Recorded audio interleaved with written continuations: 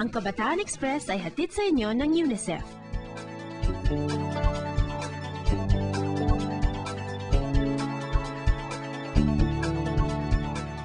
Mula sa Camarines, bumiyahe naman tayo papuntang Capiz. Ops, siguraduhin may mauupuan kayo dahil bawal ang sabit.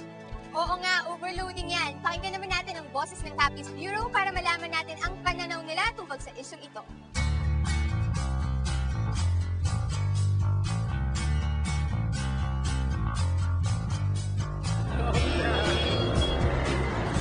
Karamihan sa ating mga Pilipino ay sumasakay sa mga pampublikong sasakyan tulad ng bus, jeep o tricycle.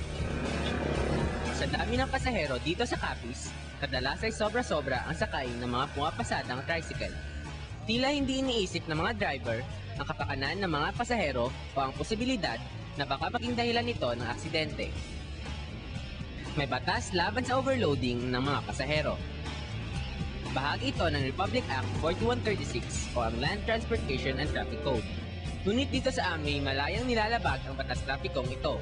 Kami sa Kenan Capiz ay naniniwalang dapat ay may gitnit na tutupad ang batas tungkol sa overloading of passengers. Huwag na nating hintayin may mangyari pang mga aksidente ang ating pagsisisihan.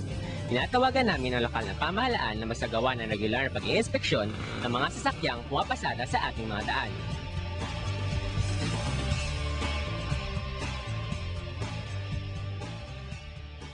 Ang Kabataan Express ay hatid sa inyo ng UNICEF.